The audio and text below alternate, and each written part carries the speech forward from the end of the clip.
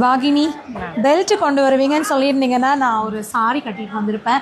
சுடிதாருக்கு எப்படி இருக்கு? நல்லா இருக்குங்க. நல்லா இருக்கா? ஸோ எங்கள் ஸ்டூடெண்ட் போட்டால் சுடிதாருக்கும் பெல்ட் அழகாக தான் இருக்கும். அழகாக போட்டிருக்கடா. என்னென்ன ஸ்டிச் எல்லாம் இதில் ஆட் பண்ணியிருக்கீங்கடா? செயின் ஸ்டிச் இருக்கு. ஓகே, ஒர்க் பண்ணிருக்கோம். Okay, hanging. யாருக்கு இந்த பெல்ட்? பொண்ணுக்கு மேம். பொண்ணுக்கு. சூப்பரா இருக்கு. இந்த பட்டு பாவாடெல்லாம் போடும்போது போட்டுக்கலாம்ல. இப்போ உங்களுக்கு ஸ்டிச் முடிஞ்சிருச்சா? இன்னும் ஆல்மோஸ்ட் ஓவர். ஸோ அட்வான்ஸ்ல என்னென்ன ஸ்டிச்சஸ்லாம் நீங்க போட்டீங்க? ஏன்னா நிறைய ஸ்டிச் ஆரியில் போட்டிருப்பீங்களே, அதில் கொஞ்சம் பேர் சொல்லுங்களேன். நீங்கள் ரொம்ப க்ரியேட்டிவாக ஒர்க் பண்ண ஸ்டிச்சஸோட கட் ஒர்க், பீட் ஒர்க், இல்லை 3D அந்த மாதிரி எல்லாம். Cut work, bead work, patch work, 3Dல ஒரு வெரைட்டி போட்டிங்களா? என்னென்ன போட்டிங்க?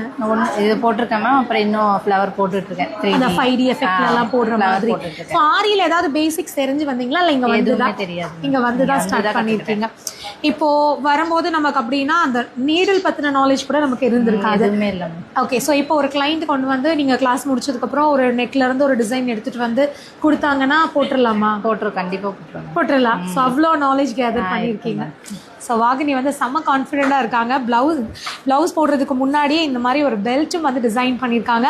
எப்போ ப்ளவுஸ் ஸ்டார்ட் பண்ணுறீங்க? இன்னைக்கு ஸ்டார்ட் பண்ணுறீங்க. So all the best. சீக்கிரமாக முடிங்க.